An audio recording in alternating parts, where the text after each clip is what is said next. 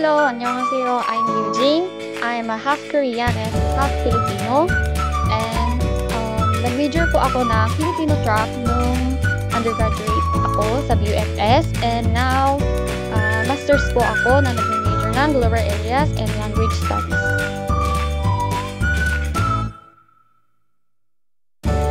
Kaya yun, Filipino. Kasi pag, oo nga, yun nga, pag narinig ko yung mga, ay, may Filipino raw. Uy, talaga? Pupunta ako. Parang, ganun ba? Nakaka-interest na marinig may Pinoy, Filipino, gano'n.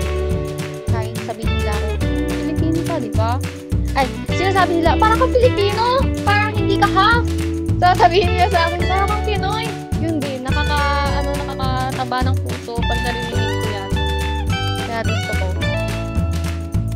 Pero kaya yun, Filipino. Kasi, pag pero wala akong nakitang mga Kupino na gusto mag-aral ng kultura ng Pilipinas and language, also politics, gano'n. Tsaka wala din mga education na dito sa Korea na nagtuturo ng mga ganito about sa Pilipinas. So, kaya ako na-interesado sa BUFS kasi nagtuturo sila ng language, culture, history, and also politics. And then marami ako nakilalang mga iba pang mga Kupino. Pero parang sila, interesado rin sila sa Pilipinas kasi syempre yung kalahating dugo namin ay dugo ng Pilipino. Pero siguro dahil mostly dito kami nakatira sa Korea, hindi namin maiiwasan na wala kaming knowledge or kaya background knowledge about sa Pilipinas.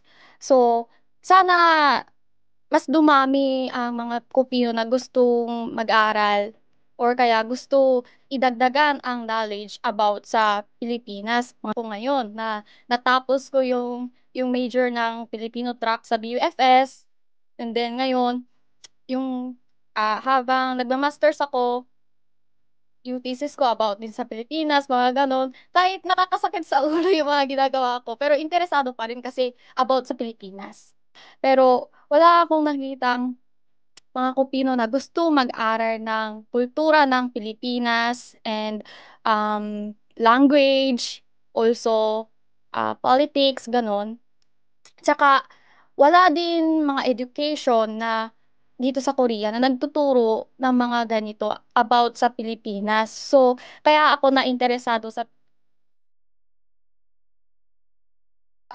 nung nag-exchange student ako sa UP, kakatapos lang ng COVID. So, kaka-open lang ng UP that time. Tsaka dahil may kilala na akong mga ilang mga professor sa UP. So, parang Parang sila na yung nanay, tatay ko kasi excited sila. Tapos sobrang alala nila sa amin. Hindi lang ako, mga kasama ko rin mga taga-Korea na nag-e-exchange student or kahit hindi lang mga taga-Korea, mga Japanese, mga ibang lahi din. Mapagmahal talaga mga Pilipino talaga. Kahit na-experience ko na yun na mapagmahal talaga yung mga Pilipino. Pero lalo na nung nag-exchange student ako, parang tatay ko na talaga, parang nanay ko na talaga. Bilang magulang, parang gano'n na yung turing nila sa amin. Hindi lang as a professor. Talagang masaya, natutuwa ako. Nami-miss ko talaga yung Pilipinas. Yan. Ang sabi kasi ng nanay ko that time, kahit hindi ka mag-aral ng English, habang kausap kita, kahit hindi natin gamitin yung English, habang mag-aaral ka, matututo mo yan. Pero ang Tagalog, hindi. Yun yung sinabi niya. Kaya, mas pinili niyang mag-usap kami ng Tagalog sa loob ng bahay kaysa English.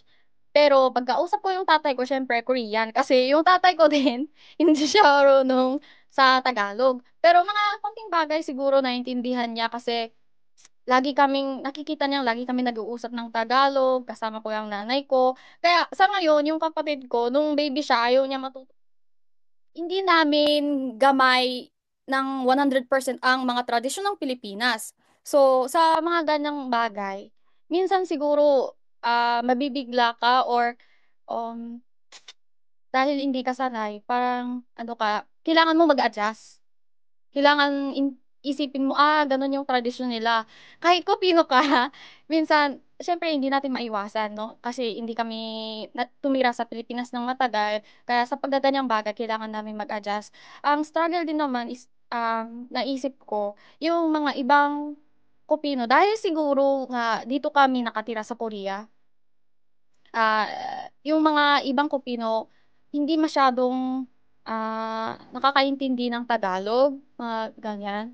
Lalo na yung kapatid ko din gano'n, may kapatid ako, hindi siya marunong mag-Tagalog. So, parang nawawalan siya ng interesado kasi dahil habang nag-uusap kami ng Tagalog, hindi siya nakakaintindi. So, parang nawawalan siya ng interesado, 'di ba? Kasi hindi niya maintindihan, hindi siya makakasali sa usapan namin, sa mga ganyang bagay.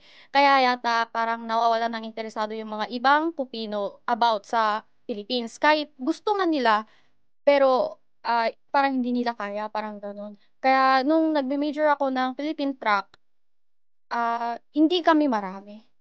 Sa department namin, konti lang kami, parang gano'n. Kaya medyo malungkot, pero halos yung mga classmates ko sa department namin nung undergraduate ako, kalahati yata sa amin ay half Filipino and half Korean. Mostly 'pag sa BUFS, yung mga nagme-major ng language ay kumbaga yung final na future nila sa pagkukuha ng work, siguro sa pagtatrabaho ng, ah, ano yun, immigration or ano pa, o kaya translator. Kasi hindi lang kasi language yung pinag-aralan namin, meron pang history, meron pang politic, gano'n, maraming bagay. Pero siguro kung language talaga yung ihahabol mo, siguro mas maraming mga magpipili ng translator. Pero immigration din, gusto din nila or embassy, gano'n. Kasi maraming connection, 'di ba? Kaya embassy din yung maraming pumipili. Pero ako dati, ang gusto ko lang sabihin na mga Koreanong pupunta sa Pilipinas, gusto ko siguro sabihin sa kanila, i-enjoy nila, i-enjoy talaga. Kahit hindi ko sabihin sa kanila na i-enjoy mo, siguradong, mag-e-enjoy sila. Talaga, sure ako sa sinasabi ko ngayon. Kasi dahil siguro meron din akong experience, kaya talaga masasabi ko yung gano'ng bagay na totoo 'yan, na ma-e-enjoy mo 'yan 'pag nasa Pilipinas ka.